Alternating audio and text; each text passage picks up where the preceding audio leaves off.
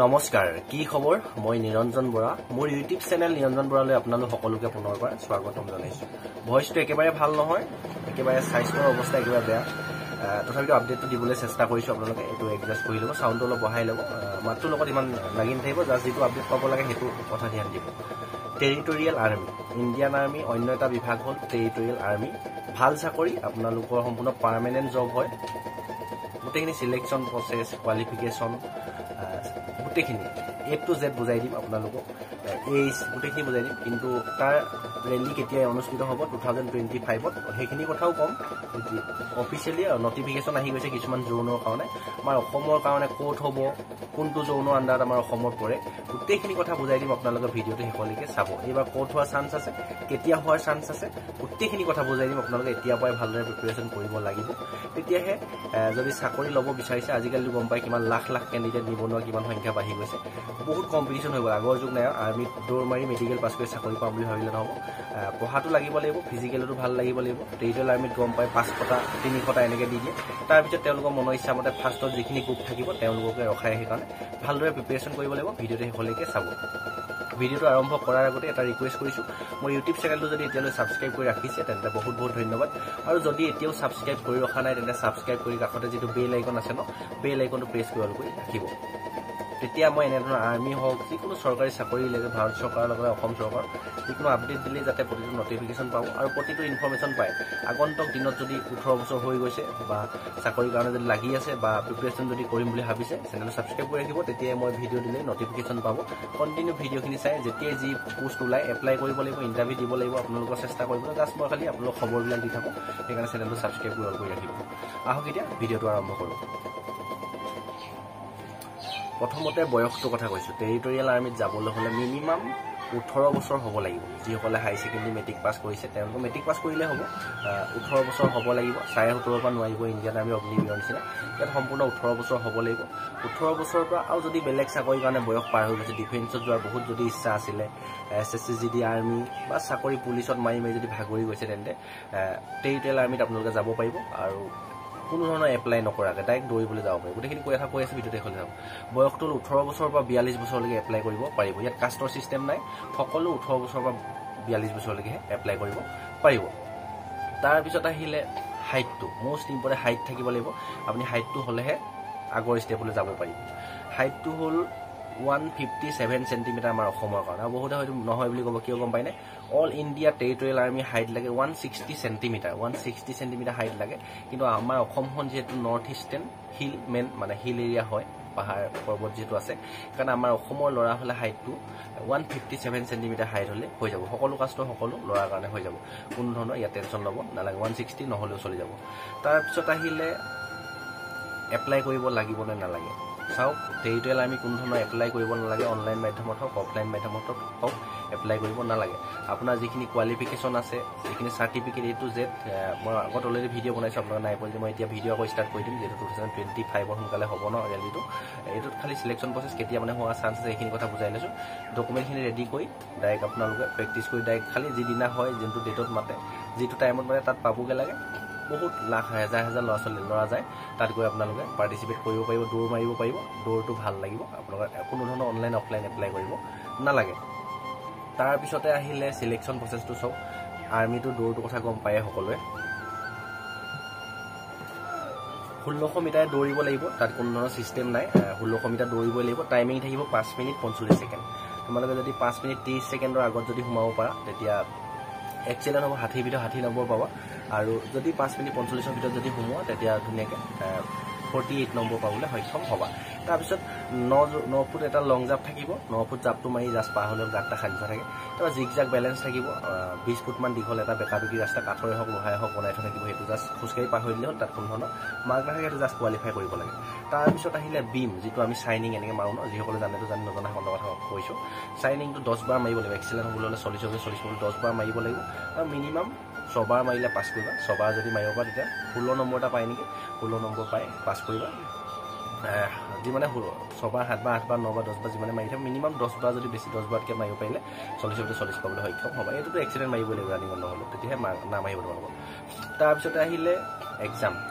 exam হ'ব কিছুমানৰ theory টাইপৰো হৈ যায় মানে অৰেলৰ নিচিনা হৈ যাব বা ইংৰাজীত লিখিবলৈ বা অসমীয়া হ'লেও ক'ব লিখিব পাৰে এইকেইটাও টেষ্ট কৰি চাই যোৱাবাৰ যিহেতু চাইছে এডাপ্টেবিলিটি টেষ্ট সেনেকৈ চাব পাৰে মুঠতে তোমালোকে ফিজিকেল হ'ব ক্লিয়াৰ কৰিব তাৰপিছতে লগালগ মেডিকেল হ'ব আৰ্মি মেডিকেলটো গম পায় ভাল মেডিকেল কৰিব লাগিব পেন চেন খুলি চাব অপেনলি পুৰা A to Z medical fit হ'ব লাগিব তেতিয়াহে ইণ্ডিয়ান আৰ্মি মেডিকেল পাছ কৰিব যিহেতু মই নিজে territorial army Indian army SSCGD চব ক্লিয়াৰ কৰি থৈছোঁ খালি চাকৰি পোৱা নাই দুৰ্ভাগ্যবশতঃ কপালতো থাকিব লাগিব কিন্তু চব ক্লিয়াৰ কৰা মোৰ চাৰ্টিফিকেট আছে আপোনালোকক লাগিলে দেখাব পাৰিম মই মোৰ লগত আহিলে ফেচ টু ফেচ চাব পাৰিব মোৰ ঘৰত আহিলে বহুত জাপ পাতি আছে এইবিলাক কেইবাবাৰো মই কোৱালিফাই কৰিছোঁ তাৰপিছতে আহিলে এক্সাম হ'ব এক্সাম হোৱাৰ পিছতে এমাহৰ ভিতৰত তোমালোকৰ মেৰিট লিষ্ট আহি যাব মেৰিট লিষ্টত যদি নাম আহে তেন্তে আৰামছে চাকৰি পাবলৈ সক্ষম হ'ব টেৰিটৰিয়েল আৰ্মি এতিয়া এটা কথা থাকি গ'ল কোৱালিফিকেশ্যন কিমান লাগিব কোৱালিফিকেশ্যনটো মষ্ট ইম্পৰ্টেণ্ট ইণ্ডিয়ান আৰ্মিৰ কাৰণে বাকী ডকুমেণ্টখিনি বনাব পাৰিবা কিন্তু কোৱালিফিকেশ্যনটো বনাব নোৱাৰা তোমালোকে মেট্ৰিক পাছ কৰিলে হ'ব চিম্পুল কোনো টেনশ্যন ল'ব নালাগে খালি প্ৰতিটো ছাবজেক্টত 33% থাকিব লাগিব 33কে বেছি নম্বৰ থাকিব লাগিব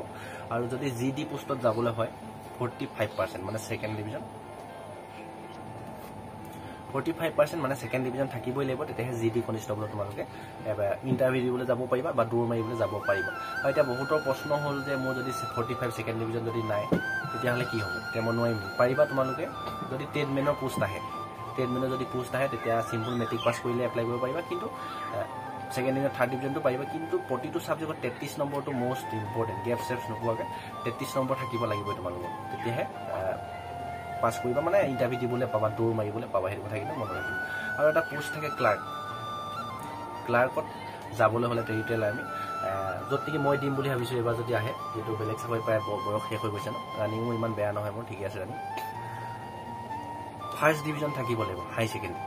মেট্ৰিক পাছটো কৰিব লাগিব ফাৰ্ষ্ট ডিভিজন থাকিব লাগিব হাই ছেকেণ্ডেৰী প্ৰতিটো ছাবজেক্টত 50তকৈ ওপৰত থাকিব লাগিব যোনটো বুক কিপিং মেথছ একাউণ্টেঞ্চি যিটো মেথছৰ ছাবজেক্ট থাকিব তাত 50 নম্বৰতকৈ ওপৰত পোৱা হ'ব লাগিব আৰু গোটেইখিনি ছাবজেক্ট মিলাই আৰ্টছ ছায়েন্স কমাৰ্চ য'তে নপঢ়া তুমি ফাৰ্ষ্ট ডিভিজন পোৱা হ'ব লাগিব আৰু প্ৰতিটো ছাবজেক্টতো 33 লাগিব তাৰ উপৰি যিটো মেথছৰ ছাবজেক্ট থাকিব তাত 50 নম্বৰতকৈ বেছি পোৱা হ'ব লাগিব মোৰ যিটো ষ্টাৰ মাৰ্কাৰ আছে টেনশ্যন ল'বলগীয়া কথা নাই আপোনালোকৰ যদি তেনেকুৱা হাই কোৱালিফিকেশ্যন আছে ন সেইটো মই কথাটো পটকৈ ওলাই গ'ল ক'ব নালাগিছিলে মোৰ নিজৰ পাৰ্চনেল কথাটো হ'লেও এইটো উস্তাদি মই মাৰিছোঁ বুলি ভাবি পটকৈ ওলাই গ'ল মই যিহেতু পাৰিম আপোনালোকেও পাৰিব আপোনাৰ যদি percentage maths book keeping accountancy যিটো ছাবজেক্ট মেথছৰ ছাবজেক্ট আছে ন তাত 50 নম্বৰতকৈ যদি বেছি আছে তেতিয়া আপোনালোকে ক্লাৰ্কত পাৰিব ক্লাৰ্কত কি হয়